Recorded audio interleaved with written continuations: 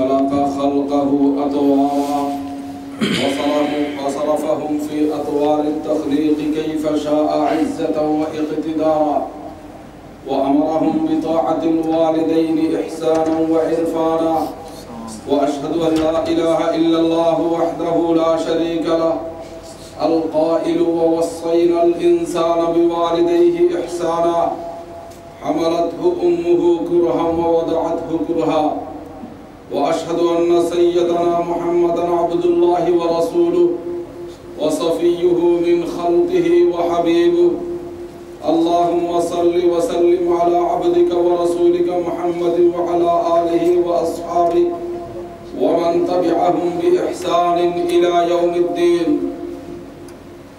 عباد الله واعلموا أن خير الكلام كلام الله وخير الهدي هدي محمد صلى الله عليه وسلم وشر الأمور محدثاتها وكل محدثة بدعة وكل بدعة ضلالة وكل ضلالة في النار يا أيها الذين آمنوا اتقوا الله حق تقاته ولا تموتن إلا وأنتم مسلمون أيها الأحبة الكرام أن في بر الوالدين ثمرات في الدنيا والآخرة فأعظمها رضا الرب جل جلاله وتقدست أسماؤه عن عبد الله بن عمر أن النبي صلى الله عليه وسلم قال رضا الله في رضا الوالد وسخط الله في سخط الوالد أو كما قال النبي عليه الصلاة والسلام সম্মানিত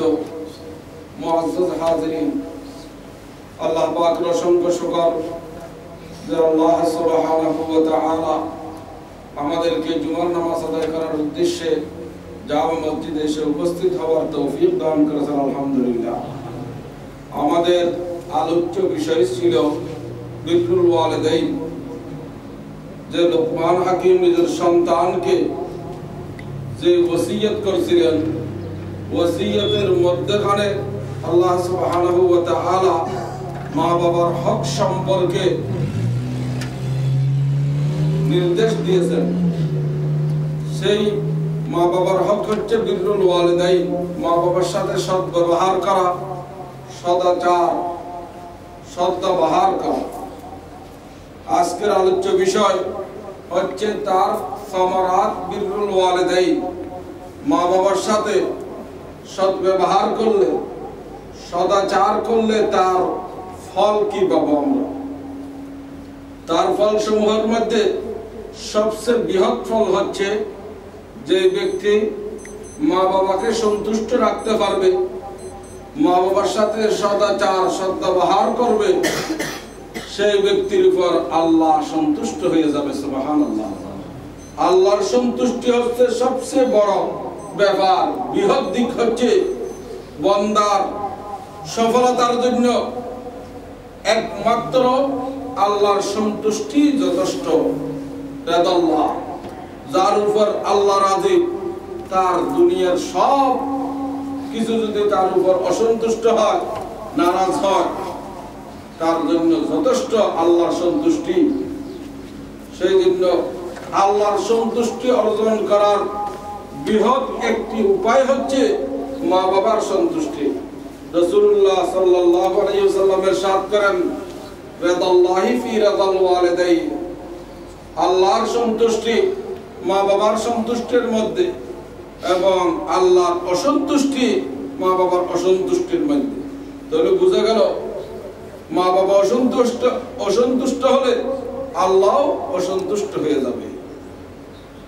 দ্বিতীয় নম্বর ফলাফল হচ্ছে যেই ব্যক্তি মা বাবার সাথে সদাচার সদ্ব্যবহার করবে তার জন্য জান্নাত অর্জন করা, হুসুলুল জান্নাহ সহজ হয়ে যাবে।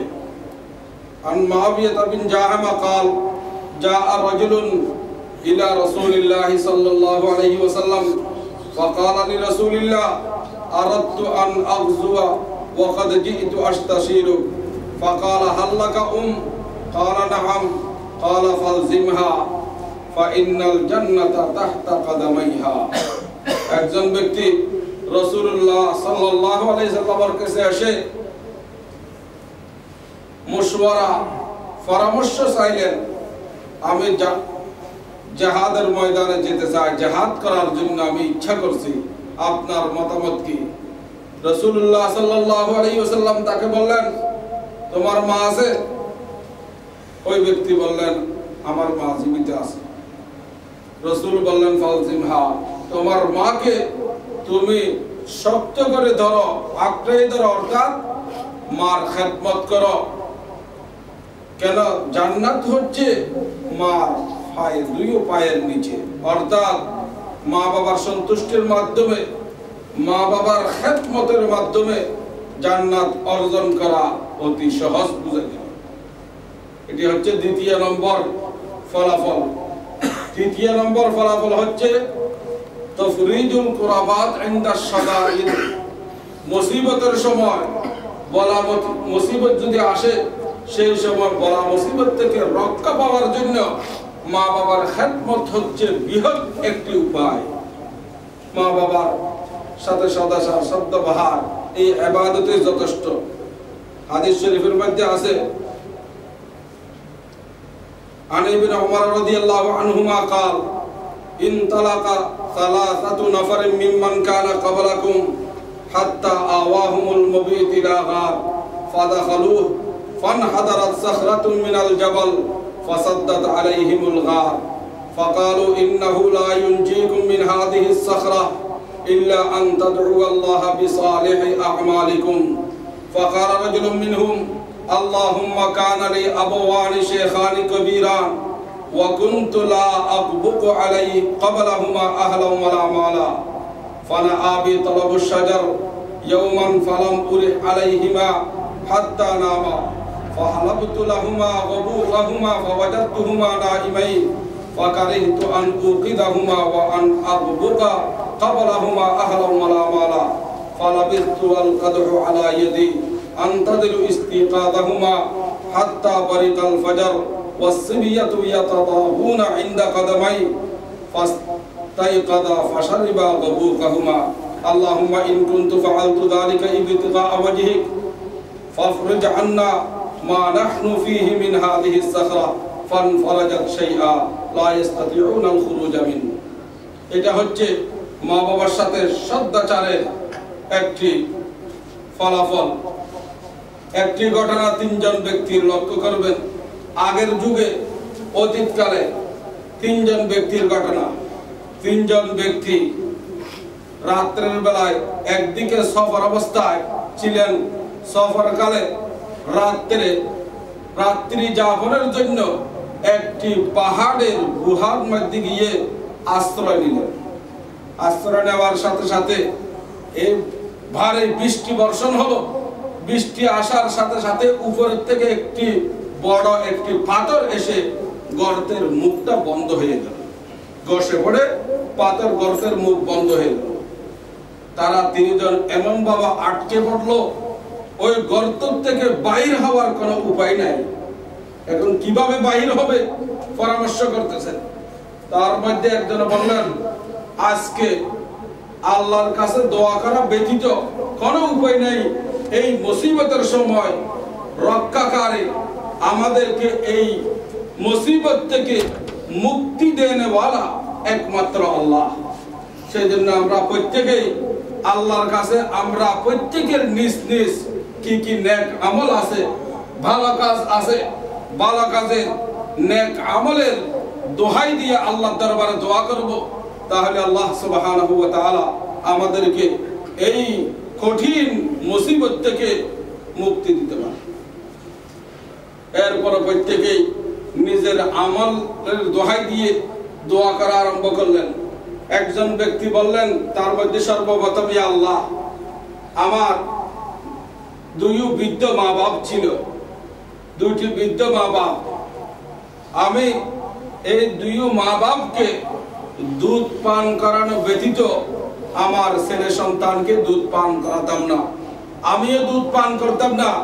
আমার অভ্যাস ছিল সর্বপ্রথম আমার মা বাবার জন্য খাবারের ব্যবস্থা করব, পানাহারের ব্যবস্থা করব, এরপরে ছেলে সন্তানকে দিব। এই অভ্যাস আমার ছিল। ঘটনাক্রমে একদিন আমি লাকড়ির খোঁজে, গাছের খোঁজে বহুত দূরে চলে গেলাম। আস্তে আস্তে আবার দেরি হয়ে গেল, সন্ধ্যা হয়ে গেল। সন্ধ্যা হওয়ার কারণে আমার মা বাপ ঘুমিয়ে পড়লো। আমি তাদের জন্য ছাগল থেকে দুধ দোহাইছিলাম, তাদের বাটি দিয়ে দুধ নিয়ে আসছি, তারা ঘুমন্ত অবস্থা আছে। এখন আমি তাদেরকে ঘুম থেকে জাগ্রত করা, এইটাও আমার কাছে না পছন্দ মনে হলো। তাদের থেকে ঘুম থেকে জাগ্রত করা এটা ভালো হবে না, তাদের জন্য কষ্ট হবে। আর সাথে সাথে আবার মা বাবার পূর্বে, মা বাবার আগে আমার ছোট ছোট বাচ্চাদেরকে খাবার দিব, দুধ দিব, সেটাও আমার পছন্দ হলো না। আমার দিকে চাচ্ছে না আমার মা বাবার আগে ছেলে সন্তানকে কিভাবে আমি খাওয়াবো। সেই জন্য তাদেরকেও দিলাম না, মা বাবাকেও ঘুম থেকে জাগ্রত করলাম না। আমার হাতে দুধের বাটি নিয়ে আমার মা বাবার মাথার উপর আমি দাঁড়িয়ে অবস্থায় অপেক্ষা করতে থাকলাম। এমন অবস্থা আমি ছিলাম, আমার ছোট ছোট বাচ্চারা বুখার তরণায় কান্নাকাটি করতেছে, এরপরেও তাদেরকে আমি খাবার দিইনি। যখন আমি অপেক্ষা অবস্থা ছিলাম, ফজর হয়ে গেছে, আমার মা বাবা ঘুম থেকে উঠেছেন, এরপরে তাদেরকে আমি দুধ দিলাম। তারা পান করার পর বাচ্চাদেরকে পান করালাম। এই খেদমত একমাত্র মা বাবাকে দুনিয়ার সবকিছুর উপর আমি প্রাধান্য দিলাম। এই কাজটা, এই নেক আমলটা যদি একমাত্র আপনার সন্তুষ্টির জন্য আমি করে থাকি, তাহলে আমাদেরকে এই